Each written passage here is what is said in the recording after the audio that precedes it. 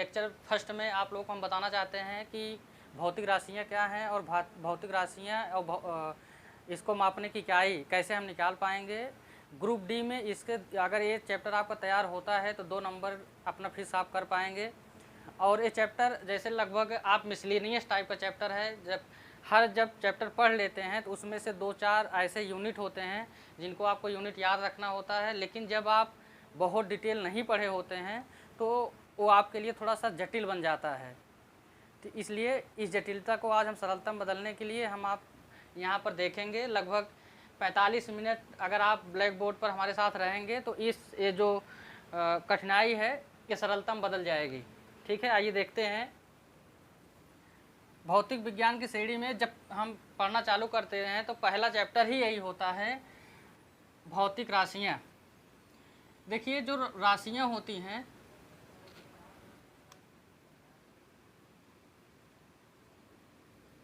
भौतिक राशियाँ,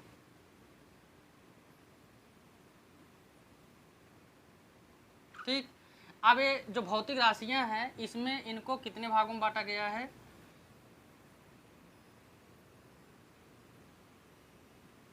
इनको मूलतः 2 भागों में बांटा गया है। बाद में आगे चल करके एक भाग इसको और बनाए गए। इसमें जो मूल भाग था, पहला भाग था जो इनको कहते हैं मूल राशियाँ।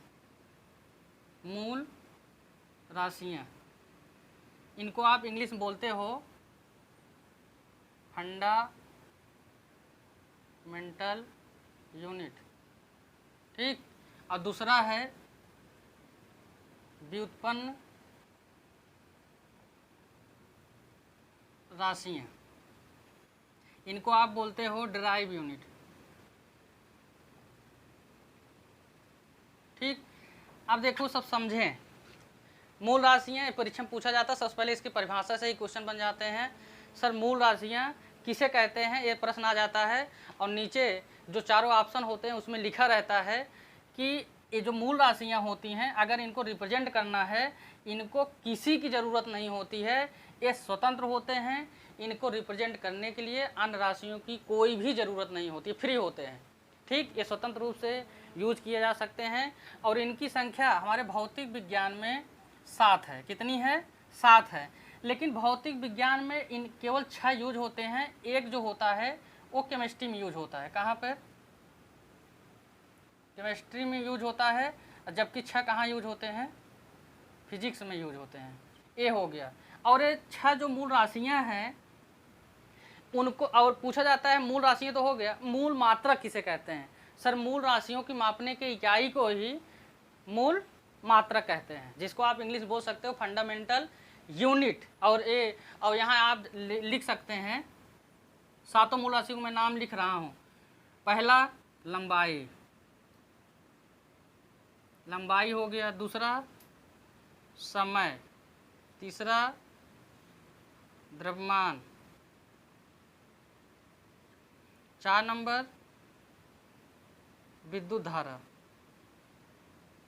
5 नंबर पहले ताप, ओ लिख लो ताप। अगला 6 नंबर पदार्थ की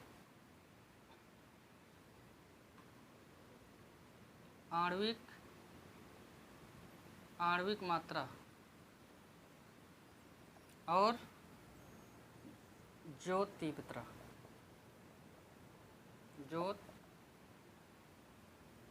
तीव्रता, ये 7 हैं। इनकी संख्या 7 है। ये तो मूल राशियां हो गई। क्या हो गई? मूल राशियां हो गई। अब इनको जो रिप्रेजेंट करना होता है, इनको जो रिप्रेजेंट करने के लिए जो मात्रक यूज किया जाता है उनको क्या कहते हैं? मूल मात्रक कहते हैं। जैसे हमने कहा लंबाई को जब आप लिखते हो तो क्या लिखते हो? मीटर लिखते हो। समय को क्या लिखते हो? सेकंड लिखते हो, सेकंड। आप द्रव्यमान को क्या लिखते हो? किलोग्राम या केजी। मैं शॉर्टकट में लिख देता हूँ केजी।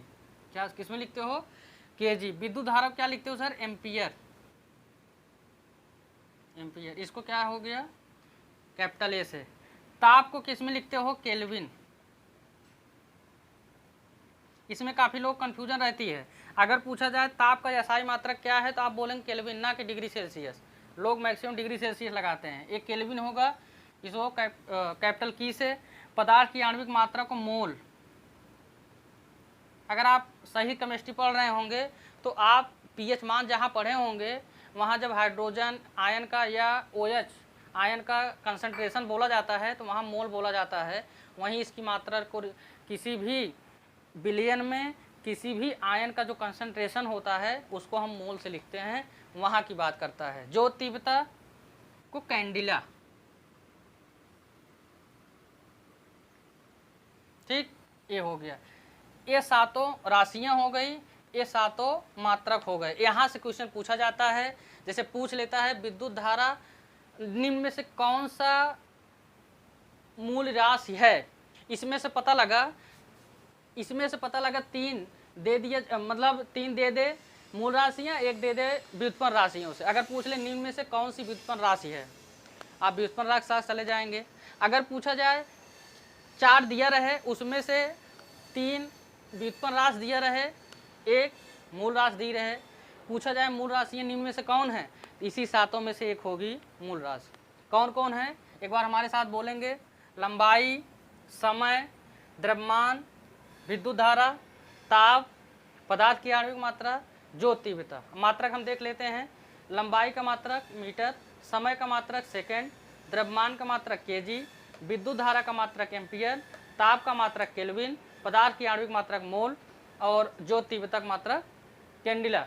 अब बात ये आती है कि जिसको मूल राशि नहीं समझ में आया उसको व्युत्पन्न राशि नहीं समझ में आएगी। इसलिए जब आप फिजिक्स पढ़ना चालू करते हैं तो सबसे पहले क्या बताया जाना चाहिए, मूल राशि बताया जाना चाहिए। जब ये आ गया, अब जितनी भी राशियाँ होंगी वो इन्हीं के सहयोग से बनेंगी। जैसे हम देख लेते हैं, इनके अलावा आपके दिमाग में जितनी राशियाँ आ रही बोलिए। जैसे हम कह देते हैं क्षेत्रफल, क्या क्षेत्रफल, आयतन, वेग, चाल, घनत्व,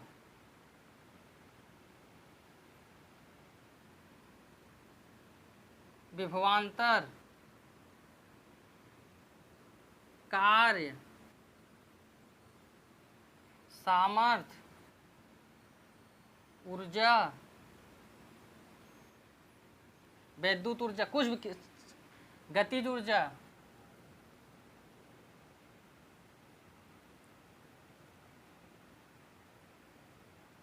स्थितिज ऊर्जा, यांत्रिक ऊर्जा, यंग मापांक, प्रत्यास्था मापांक,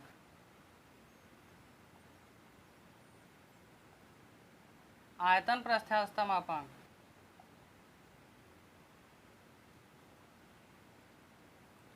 ये हो गया।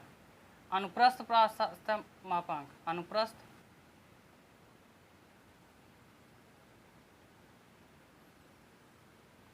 ये हो गया।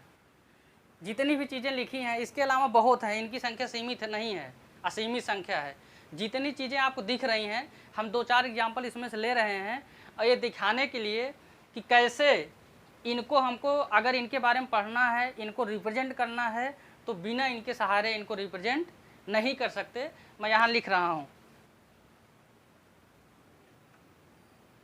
यहाँ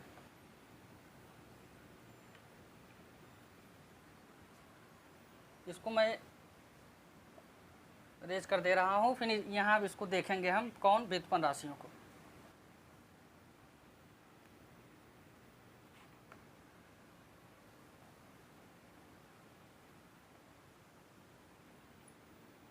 ठीक, यहाँ पर हम एक देख लेते हैं। पहला एग्जाम्पल हम आपके सामने ले रहे हैं क्षेत्रफल का, सबसे सरल एग्जाम्पल क्षेत्रफल का। क्षेत्रफल का इसको इंग्लिश में बोलते हैं एरिया। ठीक, एरिया। अब हम क्षेत्रफल की जब बात करेंगे तो क्षेत्रफल बराबर होता क्या है, क्षेत्रफल बराबर लंबाई गुणे चौड़ाई। अगर हम कह दें क्षेत्रफल बराबर लंबाई गुणे चौड़ाई होती है, अब आप देख लीजिए, अगर हमको क्षेत्रफल लिखना है, अगर लंबाई ना होता तो क्षेत्रफल होता नहीं होता।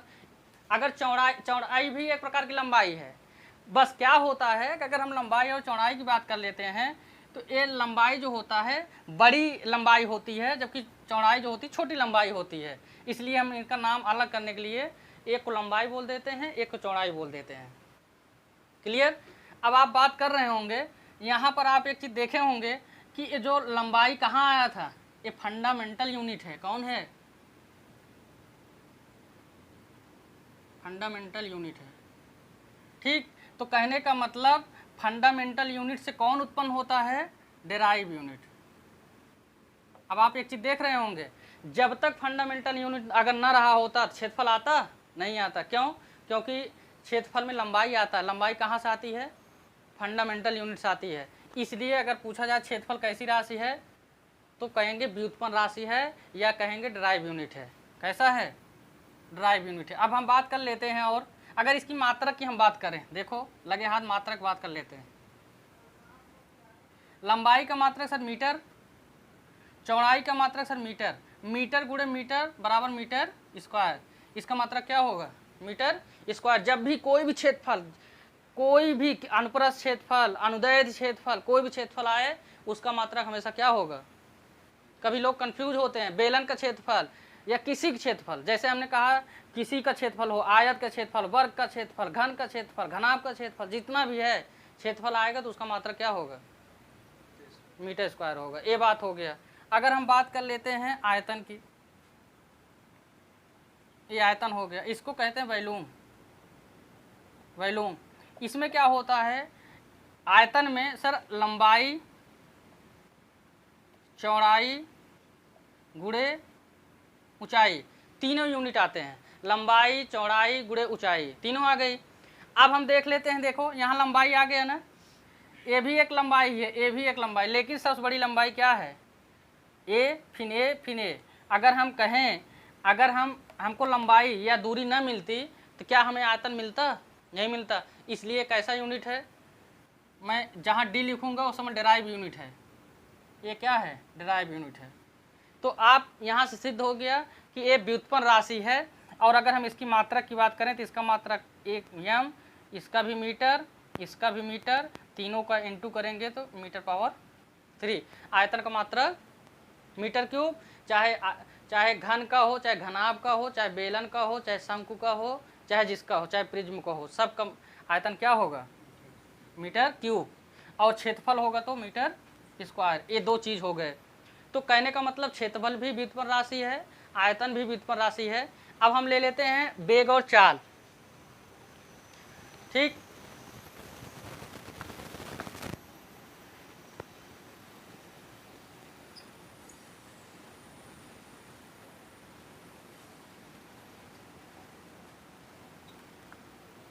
ठीक। अब हम बात कर लेते हैं वेग और चाल। यहाँ से क्वेश्चन बहुत पूछे जाते हैं। इसको तो हम इसमें देखेंगे, वेग की परिभाषा क्या है, चाल की परिभाषा क्या है, इसका सूत्र क्या है, इसका मात्रक क्या है, सब देखेंगे। लेकिन इसका थोड़ा सा, इसको अगर दिमाग में बैठाना है तो दूरी और विस्थापन को दिमाग में बैठाना होगा। तो दूरी और विस्थापन का थोड़ा सा हम कॉन्सेप्ट देखेंगे, फिर आएंगे तब वेग और चाल पे।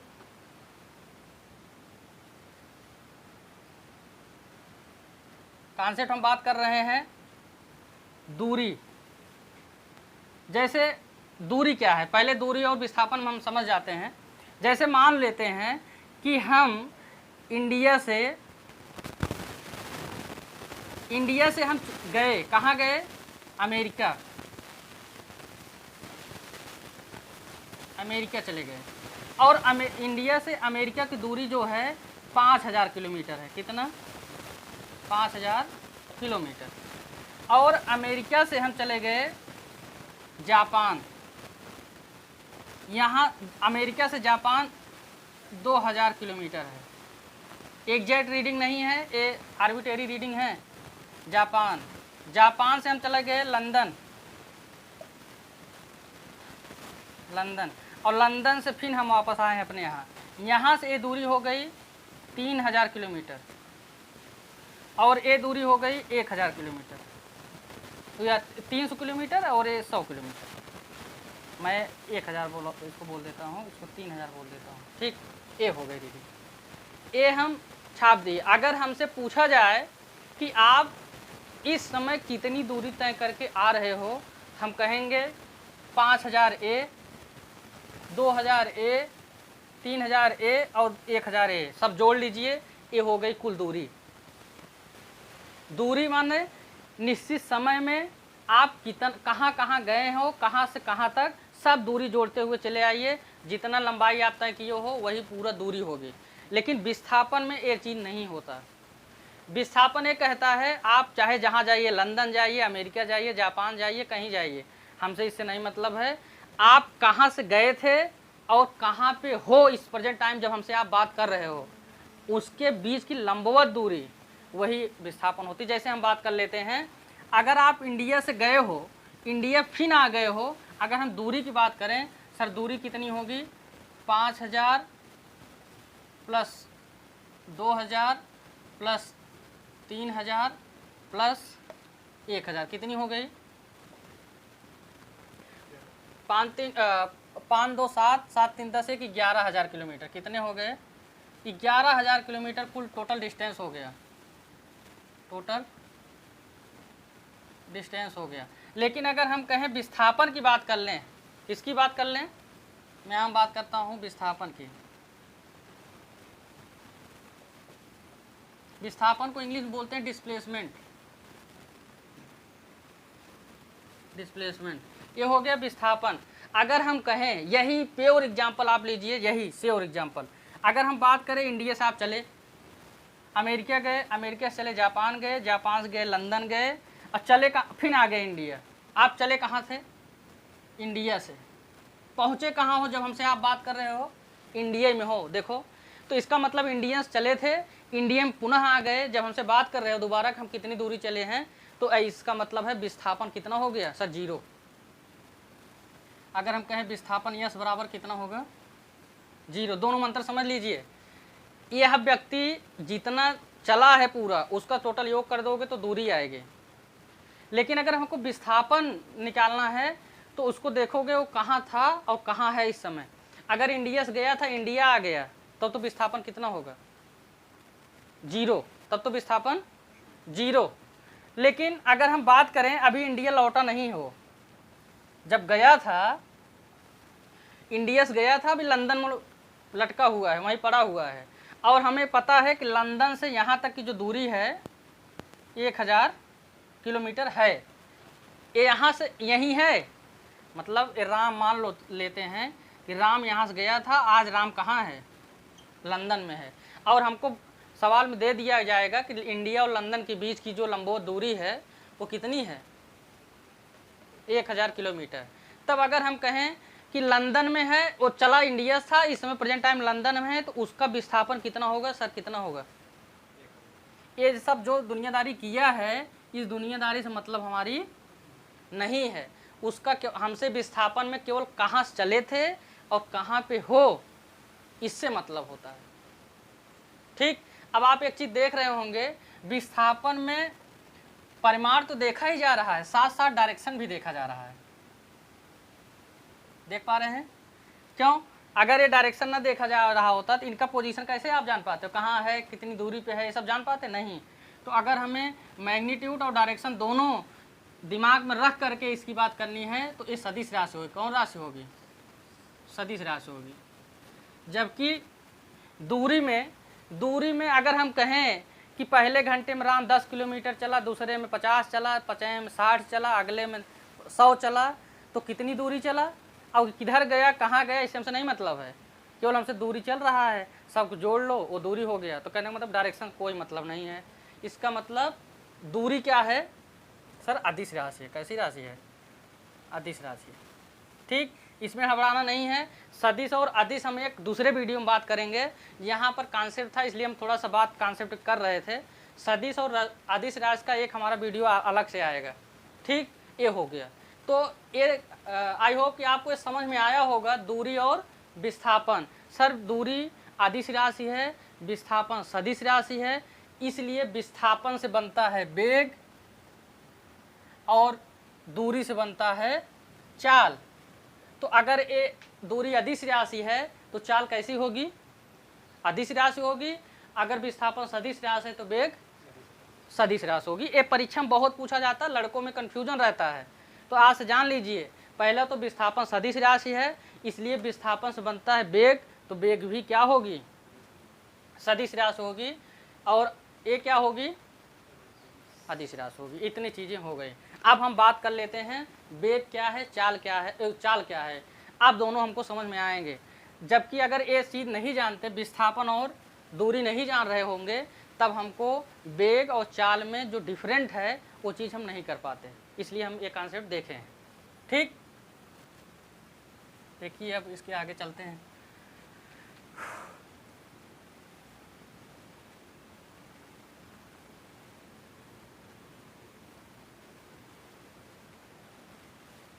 आइए देखते हैं। सबसे पहले हम बात कर लेते हैं चाल की।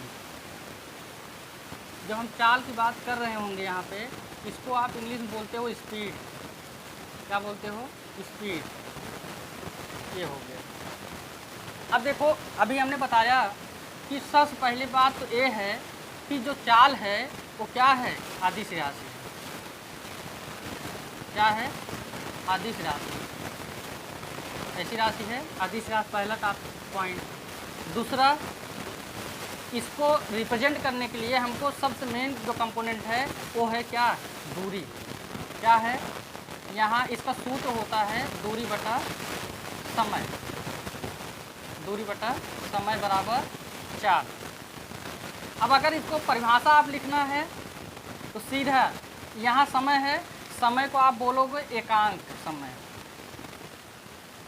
जब परिभाषा बनाते हैं हम ऐसे बनाते हैं, एकांक समय, यहाँ एकांक समय बोल लेना। एकांक समय मतलब सर अगर सेकंड में लिख रहे हो तो 1 सेकंड ले लो, घंटा में लिख रहे हो तो 1 घंटे ले लो, अगर दिन लिख रहे हो तो 1 दिन ले लो। ठीक, जैसे हम कहें 1 सेकंड में चली गई दूरी चाल कहलाती है, 1 घंटे में कुल चली गई दूरी चाल कहलाती है, 1 दिन में कुल चली गई दूरी चाल कहलाती है, 1 वर्ष में चली गई दूरी चाल कहलाती है, 1 वर्ष में प्रकाश द्वारा चली गई दूरी 1 प्रकाश वर्ष कहलाता है, जो 1 दूरी का मात्रक है। ठीक, सब खत्म हो जाएगा। ये हो गया। अब बात होती है, मैं यहाँ लिख देता हूँ,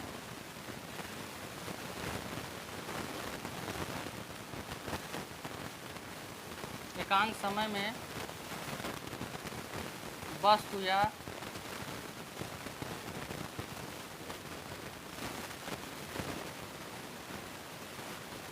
व्यक्ति द्वारा कुल चली गई दूरी चाल कहलाती है।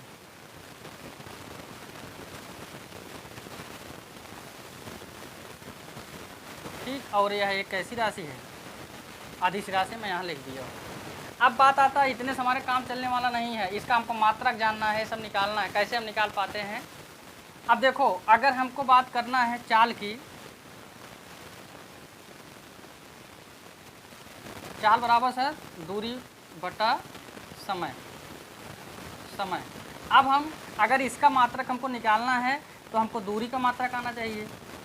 अब देखो दूरी आ गई ना, दूरी हमारा दूरी मतलब रिस्पेक्ट में हमारा लंबाई बात कर रहे थे, कहाँ पे? मूल राशियों में। तो एक इसका मतलब दूरी एक मूल राशि है। तो अगर चाल को व्यक्त करने के लिए मूल राशि और समय की ज़रूरत पड़ रही है, इसका मतलब चाल व्युत्पन्न राशि होगा। कैसी राशि होगी? व्युत्पन्न राशि। मैं यहाँ भी लिख भी देता हूँ कि यह कैसी राशि है? व्युत्पन्न राशि। क्या है? व्युत्पन्न राशि है। कैसी राशि है?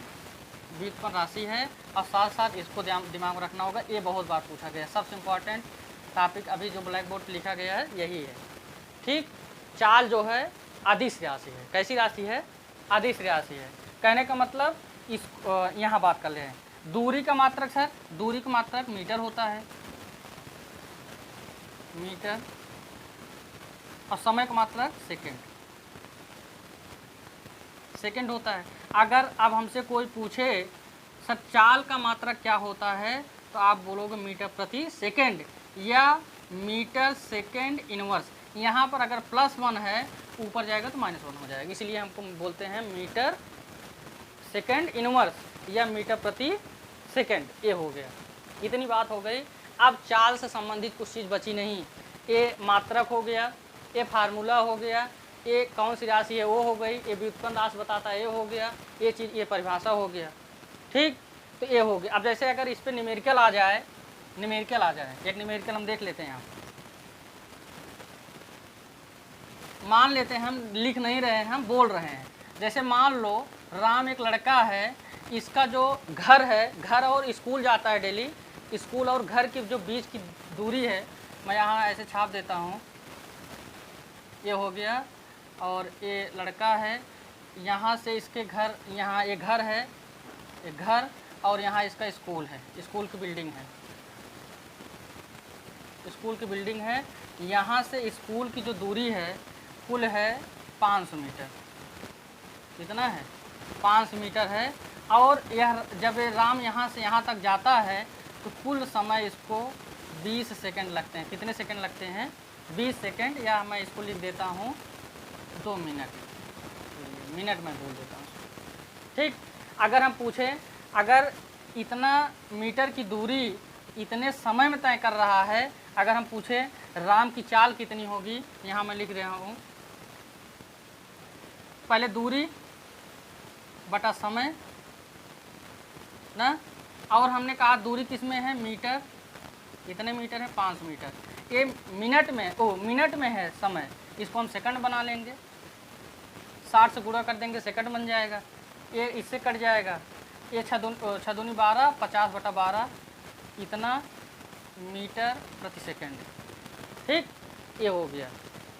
ये राम द्वारा जो चला जा रहा है उसकी चाल है, मतलब राम अपने घर से 50/12 की स्पीड, मीटर प्रति सेकंड की स्पीड से अगर चला होगा तब 2 मिनट में स्कूल पहुंच गया होगा।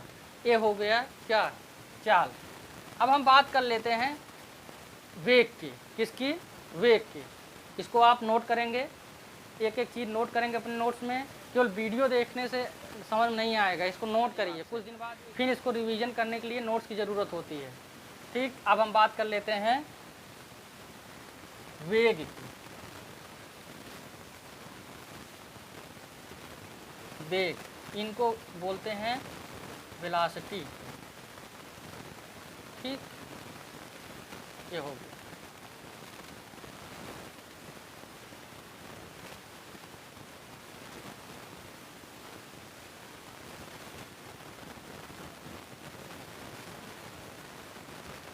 ये हो गई बात। अब हम बात कर लेते हैं सर वेग कैसी राशि है? व्युत्पन्न राशि तो है ही है, ये तो जानेंगे।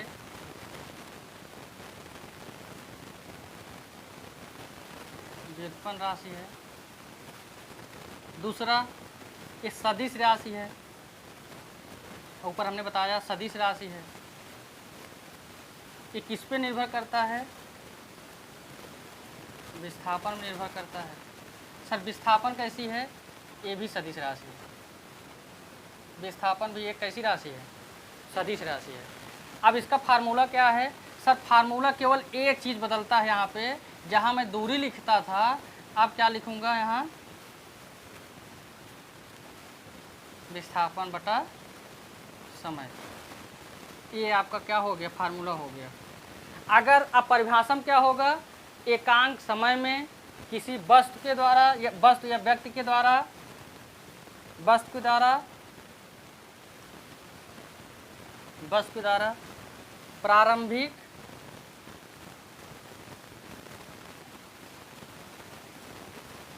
एवं अंतिम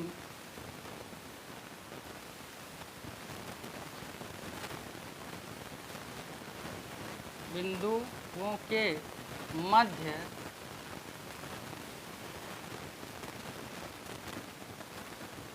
न्यूनतम दूरी को क्या कहते हैं? दूरी को वेग कहते हैं।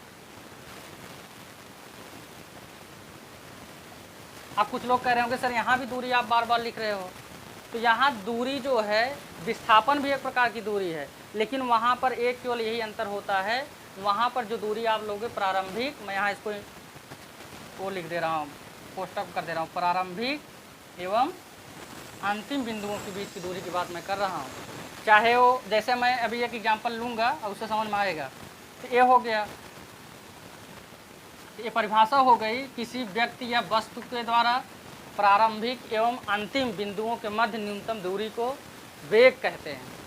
ठीक, तो ये हो गया। वेग सदिश राशि है सर, एक किस पर निर्भर करता है, विस्थापन पर, और ये व्युत्पन्न राशि है। इसका फार्मूला क्या है, विस्थापन प्रति सेकंड एकांक समय में तय किया गया कुल विस्थापन क्या कहलाता है, वेग कहलाता है। ये भी परिभाषा है, एकांक समय में तय किया गया विस्थापन वेग कहलाता है। अब बात आती है, जैसे एक मैं यहाँ ट्यूशन के मॉडल से आपको समझाना चाहूँगा। जैसे बात कर रहा हूँ कि राम इस समय मान लेता हूँ सिविल लाइन में है। कहाँ पे, सिविल लाइन में है, सिविल लाइन में है। सिविल लाइन से चलता है कटरा। कहाँ से, सिविल लाइन जाता है कटरा। अब कटरे और सिविल लाइन के बीच की जो दूरी है 5 किलोमीटर। कितना, 5 किलोमीटर। और यहाँ से ये चला आता है फिर कहाँ, चाहे ये घूमता हुआ इधर उधर हमारा गर्दी करते हुए चाहे जैसे आ जाए, लेकिन आ कहाँ रहा, सिविल लाइन में ही। जहाँ से गया था वहीं आ गया। तो अगर हम बात कर लेंगे यहाँ विस्थापन कितना होगा सर, 0। लेकिन ये यहाँ से यहाँ आया नहीं है। अगर हम बात कर लें यहाँ से गया है कटरा, इस समय अगर हम दूरी की बात करें, दूरी d बराबर कितना किलोमीटर, 5 किलोमीटर। अगर विस्थापन की बात करें, प्रारंभिक बिंदु A होगा, अंतिम बिंदु A होगा। होगा कि नहीं होगा, इसका इनिशियल पॉइंट कहाँ होगा, इनिशियल पॉइंट, इसको कहोगे आप फाइनल पॉइंट। ये फाइनल पॉइंट है, मतलब अंतिम बिंदु है। अब पहला बिंदु और अंतिम बिंदु के बीच की दूरी, लंबवत दूरी को क्या कहते हो, विस्थापन कहते हो। इसके और इसके बीच की जो लंबवत दूरी कितनी है, 5 किलोमीटर। कहने का मतलब एक कॉन्सेप्ट निकल कर आ रहा है सर, कुछ कंडीशन में दूरी और विस्थापन बराबर हो सकते हैं, कुछ कंडीशन में दूरी और विस्थापन बराबर हो सकते हैं। लेकिन व्यक्ति जहाँ चलेगा, अगर व्यक्ति वहीं आ जाए तो विस्थापन सर 0 होगा। कुछ कॉन्सेप्ट ऐसे डायरेक्ट आपके रेलवे में सवाल आए हैं। अगर राम 500 किलोमीटर उत्तर जाता है, उत्तर गया, फिर 500 किलोमीटर उत्तर से दक्षिण की ओर चला जाता है, उसका विस्थापन कितना होगा, 0 होगा। जैसे हम कहें ये हो गया नॉर्थ, अगर हम कहें 5 किलोमीटर नॉर्थ गया, फिर नॉर्थ से फिर 5 किलोमीटर इधर चला आया, तो जहाँ से गया था वहीं तो आया, इसका मतलब विस्थापन 0 हो गया। इसका डायरेक्शन में भी बड़ा यूज है, डायरेक्शन पूछ लेता, दूरी और विस्थापन। आप बड़ा अपडेट वर्जन क्वेश्चन पूछे जा रहे हैं। पहले केवल दूरी पूछ लेता था, तो विस्थापन भी पूछता है। गया यहाँ है, फिर यहीं चला आया, तो प्रारंभिक बिंदु यही थी, अंतिम बिंदु भी वही हो गया, तो इसका मतलब विस्थापन कितना हो गया, 0 हो गए। तो अगर हम कहें इस सवाल में हमारा विस्थापन कितना आएगा, 5 किलोमीटर, दूरी कितनी आएगी सर, 5 किलोमीटर आएगी। ठीक, तो ऐसे कंडीशन में जब हम देखेंगे तो यहाँ देख लेंगे टाइम कितना ले रहा है ये 5 किलोमीटर जाने में। पता लगा कि 2 मिनट ले रहा है, कितना, 2 मिनट। तो इसका वेलोसिटी कितना होगा, 5 किलोमीटर बटा 2 मिनट। अब 5 किलोमीटर को हम मीटर बदल लेंगे, 1000 से गुणा कर देंगे, मीटर बदलेगा, और 2 गुणे 60 से गुणा कर देंगे, सेकंड बदल जाएगा। काट दीजिए, इतना हो गया, ये 50 हो गया,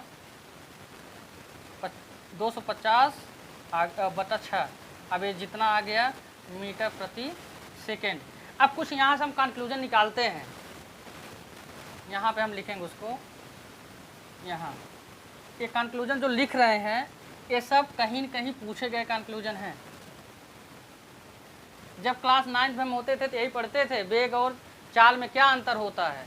सर वेग क्या होती है, किस पे डिपेंड करती है, विस्थापन पर। चाल किस पे डिपेंड करती है, दूरी पर। वेग सदिश राशि है और चाल क्या है, अदिश राशि है। यही सब पढ़ते हैं। ठीक, वेग को रिप्रेजेंट करने के लिए हमको परिमाण के साथ साथ डायरेक्शन की ज़रूरत होती है, जबकि चाल को रिप्रेजेंट करने के लिए डायरेक्शन की ज़रूरत नहीं होती है। ठीक, अब हम यहाँ कंक्लूजन निकाल रहे हैं।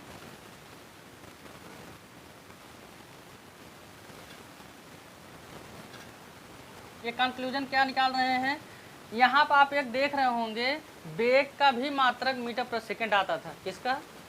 वेग का मात्रक भी मीटर प्रति सेकंड आता था, जबकि चाल का मात्रक भी मीटर प्रति सेकंड आता था। कहने का मतलब वेग एवं चाल के मात्रक समान होते हैं, समान होते हैं। ठीक, और कितने होते हैं? मीटर प्रति सेकंड होते हैं। ये पहला कंक्लूजन हो गया। दूसरा, वेग और यहाँ मैं लिख रहा हूँ चाल। वेग सदिश राशि है और चाल अदिश राशि है। ये हो गया। अगर हम बीमा की बात करें तो दोनों की बीमा भी सेम होती है, दोनों की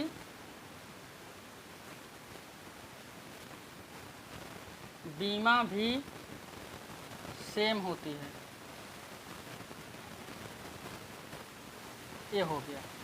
ठीक, इतनी चीज़ हो गई। हमने एक सवाल भी देखा दूरी पर भी, तो वेग पर भी एक सवाल हमने देखा, चाल पर भी फार्मूला हमने देखा, और ये हमने दिखाने की कोशिश किया है कि वेग एक व्युत्पन्न राशि है और चाल भी एक व्युत्पन्न राशि है। और हमने कहा है ये सदिश राशि कौन? वेग, और चाल एक अदिश राशि है। कहने का मतलब इसमें कुछ छूटा नहीं है। अगर आपको नहीं समझ में आया होगा तो वीडियो एक बार और रिप्ले कर लीजिए, एकदम आपके दिमाग में बैठ जाएगा। बहुत सरल मोड में आपको हमने समझाने की कोशिश किया है और आई होप आपको समझ में भी आया होगा। ठीक, आगे अब अगला टॉपिक हम देखेंगे बल और भार। बड़ा कंफ्यूजन